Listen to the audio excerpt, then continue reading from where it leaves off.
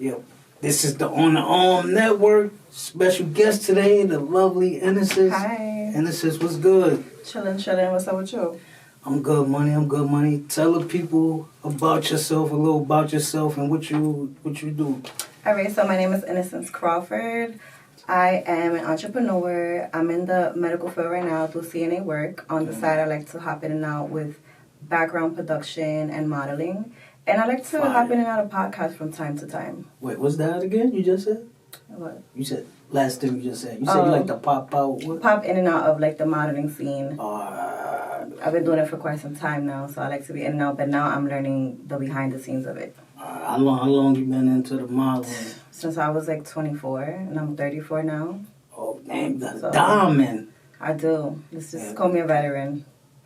You also do like bartending too? I do bartending in the nightlife. I will say the nightlife is great. It's a quick bag if that's what you're looking for. Yeah. But it's catty depending on where you work at. So I like to be more in the city because more money, less drama. How long you been in the nightlife? I've been in the nightlife for about 2 years now. Okay. What's the biggest bag you got? In one night, on a calm day, I went home with about 1,500. Oh, that's good. At least, I thought you were going to say something crazy. Some chicks that put sauce. Like no, I'm not even going to lie. Because I remember Bernice, I think she was on Joe Budden podcast. I think she said she made like foreign car money on a bad joint. Well, I mean, back then, Stardust was like a really big thing, so it's believable. Star tenders, yeah. Exactly, yes. So what you said that was what you made in one night, right? In one night. Mm-hmm. What's the biggest bag you got from one customer? The biggest tip that I got from one customer was about $500. Okay. Cool guy, but he was like on me the whole night. So I made the money. That's like the con of it, right? Yeah. Like, what's the pros and cons in being in the nightlife? A lot of pros and cons with it. The pros is the money. The cons are you can get stalkers. People become obsessed with you.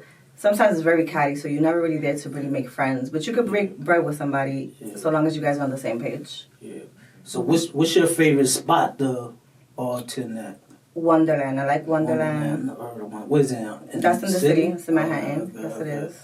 It's more like diverse. I like diverse communities. All right. Mm-hmm. What's some nightlife etiquette guys should know?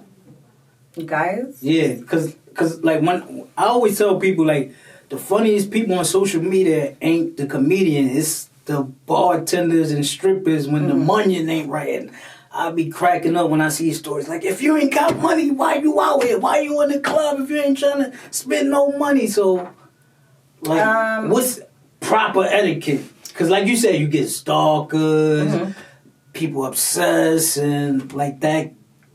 All right, I will say, first things first, don't come to the club if you don't have money to spend. Now, if you come into the club to have a good time, I totally understand.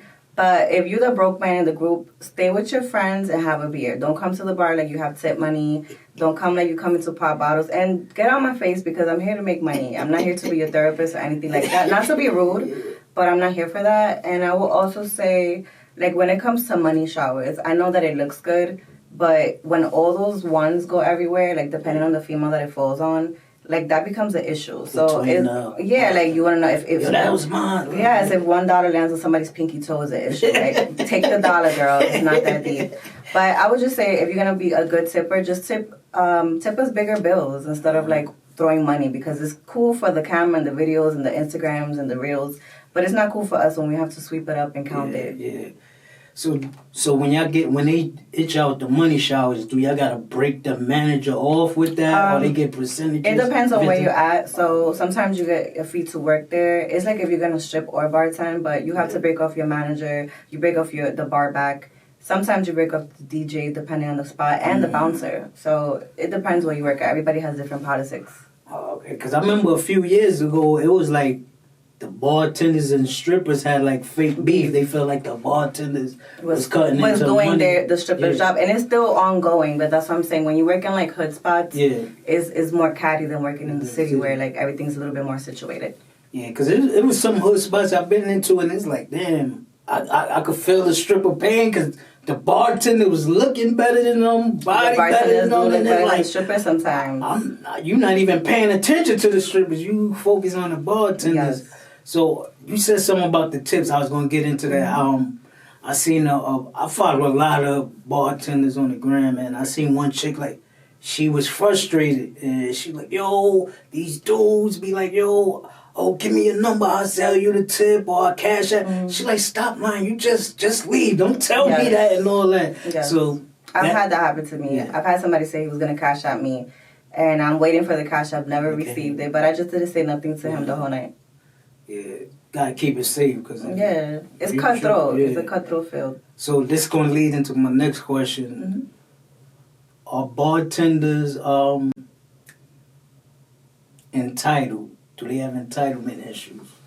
I think us as women have entitlement issues, period. But being in that type of lifestyle, being on that type of lifestyle does come with some form of entitlement because you're expecting to make a bag. But I feel like a lot of women don't speak on the bad days because you think because you have a pretty face and a nice voluptuous body that you're gonna make bread. That's not personality is the key. Personality is key. All the bartenders look good. They all beautiful. So the personality is gonna separate you. Yes, but it's a lot of empty vessels in there. So personality is key. And I think like just as long as you're making a great customer connection and you're building up your clientele, you're gonna make money. Just make sure you give them a personal connection. That's all it really is. Yeah, most likely. I'm not a big club head. I'm not big in the nightlife culture, but if somebody celebrate their birthday, I'm going to rock with the bartender that got the great personality because like 10 times out of 10, all of them going to be beautiful. You need to be a food critic because you're going to the good spots. I'll be seeing. Yeah, I got to get me a cameraman. That's what I'm going to get into next. Yes. But last question regarding before we get into hot takes. I want to give a R.I.P. shout out to DJ K-Slay. He was heavy into the nightlife culture, very big in strip club culture. Yes. So I want to know how you got tapped in, plugged in with him, because I know you was in Straight Something. I seen. Oh, it was a Latin edition. Because I seen behind the scene of your photo shoot. He had posted and he was poses and all that. How you get connected and tapped in with him? Well, I was following DJ K-Slay and also Straight Stuntin' Digital magazine. And I actually just reached out to K-Slay directly and said, hey, I would love to work with you. If I'm ever given the opportunity, I won't let you down. He actually responded back and told me he had a shoot coming up if I wanted to come by. And that's as fast as it happened. And the rest is history, to be honest with you. It was a good vibe. Like, I showed up very polite. He was very professional, gave me some gems that I carry with me to this day. And he gave me a cinema spread. He gave me about 7 pages, which I thought was dope for my first time. That's fire. And that opened up doors for me. So what was one of the gems Slay gave you? He said whenever you come on a set and you feel like it's a disconnect with somebody you have to work with, put on the brave face and don't disrespect anybody because you don't want to bite the hand that's feeding you or shut the door on somebody who's going to open the door the next time you see them. So I feel like those words stuck with me because it is about, presentation. It is about building connections. And it's about being respectful because, it's a cutthroat industry. And he didn't have to give me the opportunity, but he did. And he was so humble. So I'm forever grateful for that. Slay, that's right. What issue you said was the Latin? So it was a Latin Straight Stuntin' magazine. It was a Latin edition. Latin edition, Straight Stuntin' Latin edition. It had a bunch of Latinas and Afro Latinas, and I was blessed to be a part of it. 7 pages. Salute to Slay, and salute to you for keeping it 100. Most chicks would have been like, "Yo, Slay was on my page, liking my pictures." You said you reached out. Yes. So you outgoing. You're an outgoing person. If I want to do something, I have no problem like just going straight to the stores and. So you was familiar with Slay for the magazine or for him as a DJ? Because you said you was following. Both. Just over the years watching and I was also nervous because everybody's so voluptuous and at the time I was more petite. Yeah. And he said, "Girl, just do the walk off," and we did the famous walk off, and I was comfortable. Yeah. Salute to the legend K-Slay, man. Yes. Always giving people opportunities, music, fashion, modeling. That's dope, man. Gone too soon. I'm gonna have to try to find that magazine. Slay was putting the pressure on a lot of these magazines, King and Smooth. Yes. Cause his joint was like this thick. Yes. not a lot of ads, showing the love to all kinds of video vixens, models, working women. So I'm looking for fresh faces. Yeah. I'm gonna have to. I'll probably have to go on to find Yahoo or something to find the Latin edition of the joint. So let's get into these hot takes. Okay. Cardi versus everybody. Cardi and Nicki, they basically rivals, so they gonna always go at it. How you feel about Nicki and Cardi? Well, first and foremost, shout out to Cardi, a real one. I feel like this. Cardi B. Cardi gang. I'm Cardi gang. I'm everybody gang. I'm you know, Cardi. I feel like Cardi is misunderstood.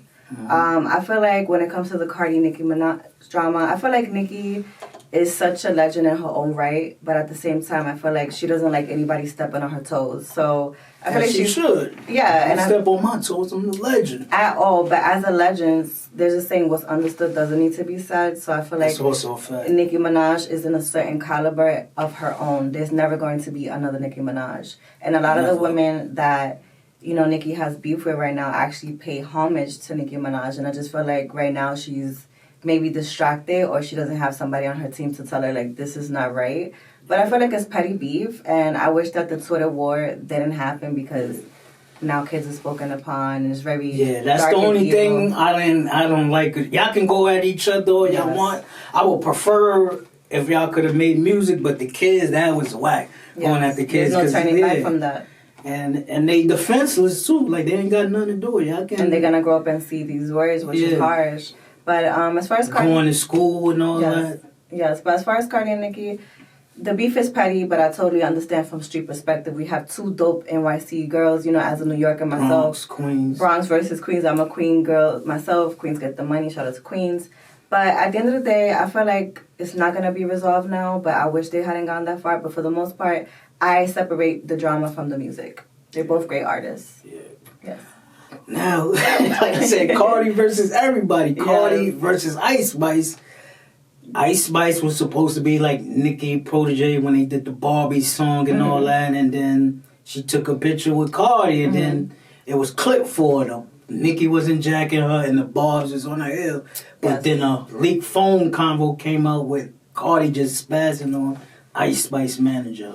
Listen. Where went left? Because I was lost. I didn't understand the phone call. I'm like, yo, what happened? I see, like, academics might have said something like, yo, Ice might took some shots on the song. So I'm like, I was lost on all that. See, I'm just as lost as you are. Apparently, we both have to be found in this situation. But I will say that with the whole Cardi and Ice Spice, I feel like when it comes to anybody that works with Cardi, it's like Nicki just shuts them down. Like, and I don't know, like, what type of industry we're in now where, like, we can't network. The whole point is to be creative. So if I'm coming into the field, I expect that I'm able to work with anybody. I shouldn't be shut out because I'm working with your op. I get it, but this is not street code. This is industry. So, but... But I think Nicki big on loyalty, so it's like, I'm bring you in as my protege. I don't just let anybody come to me. It should be like...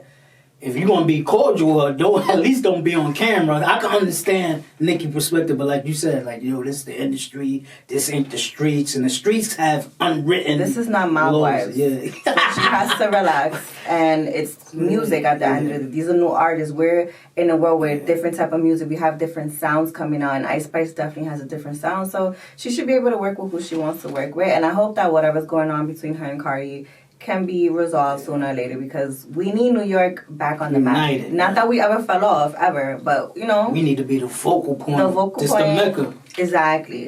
We're the Mecca of hip-hop, so we need to get that back in order. Bring real rap back. Facts. Last hot takes. Yes. Verzuz is back. Yes.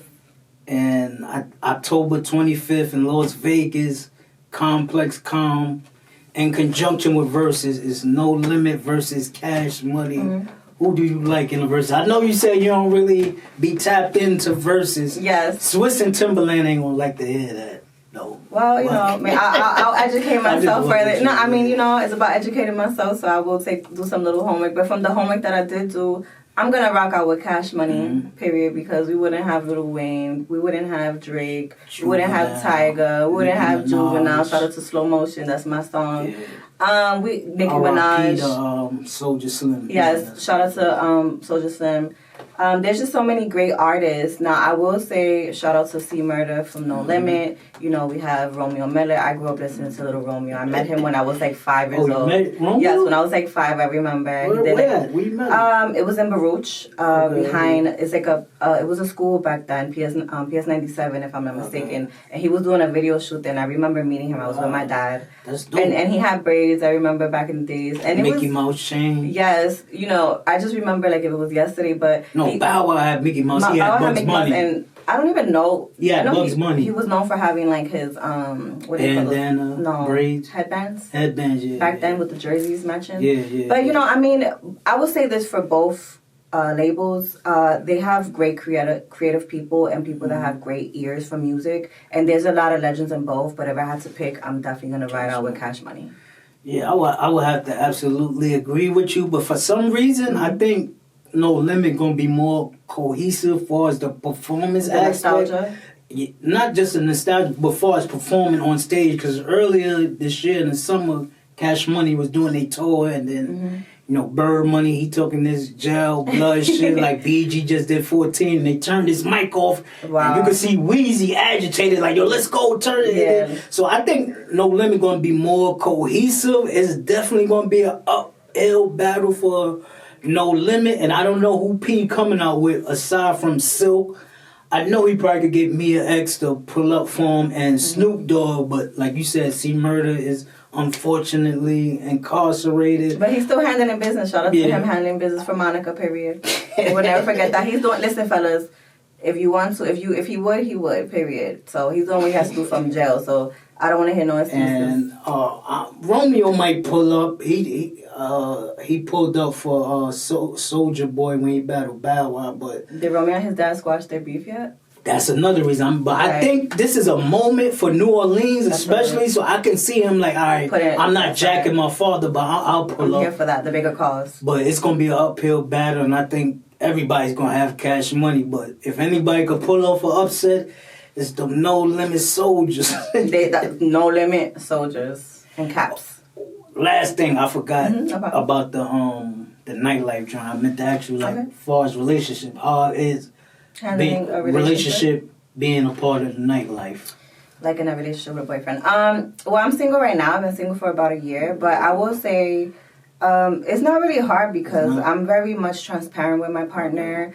I'll give my partner my location if they need to. Shit, I'll be like, babe, come and spend money on me. Be my first customer. That'd be another thing with the entitlement from these bartenders. They be mad that dudes ain't throwing money, but it's like, yo, why your man ain't here? You want strangers to go all out? Nobody's supposed to know that's your man. That's number one. That's what you. But I'm saying your man should be your biggest supporter. Yeah, he can be, but I feel like that's not a lifestyle for the week. Yeah. And you know your lady's gonna be another question. So you said you're transparent, but your significant other could be insecure. So you might be transparent, but he don't know about the customers, the club owner, manager. So that would be somebody that I personally wouldn't deal with because it would be a headache over time. Yeah. I mean, not necessarily cut him off, but I would introduce him to it so that we could have just a communication factor and let him see how I work from his perspective. But if it's still an issue, then we just might not work out because I'm not cutting off my bag. If you can't introduce me to a bigger bag than what I'm making, don't expect me to cut that off.